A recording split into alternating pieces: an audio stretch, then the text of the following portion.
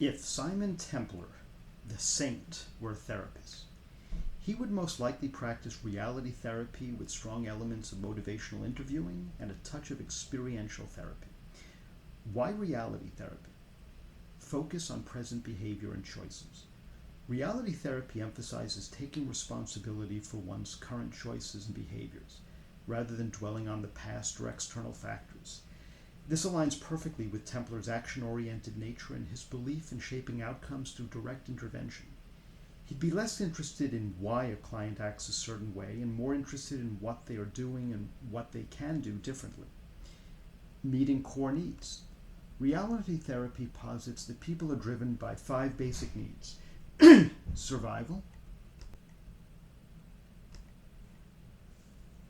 love and belonging or connection, power or significance, freedom, and fun. Sometimes meaning and purpose, which may be included in the need for power. Templar, who lives a life of excitement, autonomy, and often finds satisfaction in his missions, would intuitively understand how these needs drive human behavior. He'd help clients identify unmet needs and devise strategies to fulfill them in healthy ways. Taking responsibility. While Templar operates outside the law, he takes full responsibility for his actions and their consequences. He would push clients to own their choices and empower them to make better ones. What are you doing to get what you want? This core question of reality therapy would be very much in Templar's style: direct, practical, and focused on action. Elements of motivational interviewing. Evoking change talk. Templar is a master of persuasion and subtly guiding people. Motivational interviewing is a client-centered directive method for enhancing intrinsic motivation to change by exploring and resolving ambivalence. He would excel at drawing out a client's own reasons for change. Collaboration, evocation, and autonomy. These core principles of MI resonate with Templar's approach. While he orchestrates, he often relies on others to participate willingly.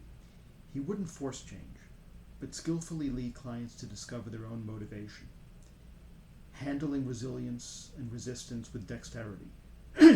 Just as he handles adversaries, Templar would be adept at rolling with resistance, using it as information rather than confronting it head-on. Elements of experiential therapy with a practical twist. Direct engagement and learning by doing. Templar is an adventurer who learns by doing and adapts on the fly. While not necessarily putting clients in dangerous situations, he might advocate for experiential assignments and real-world challenges that help clients break old patterns and try new behaviors in their actual lives. He'd be less about abstract discussions and more about practical application. Authenticity within limits. While a master of disguise, Templar also has an authentic core. He might encourage clients to be more authentic in their interactions, even as he understands the need for strategic presentation in certain situations. How he would practice. Charming and witty. His sessions would likely be engaging, filled with his characteristic wit and debonair charm, making clients feel at ease while subtly being challenged. Strategic and solution-focused.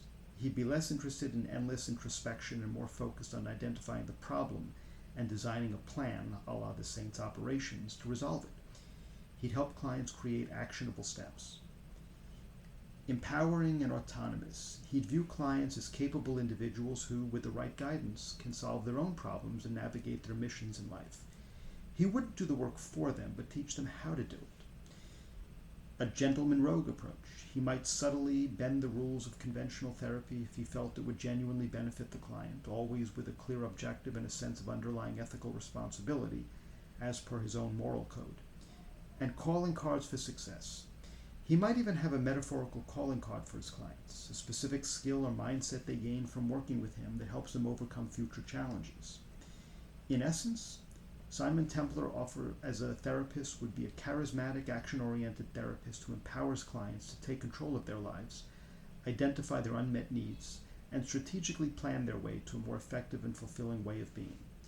So what do you think? Do you like Simon Templar's approach, and would you want him to be your therapist? Let me know in the comments, and I'll speak to you next time.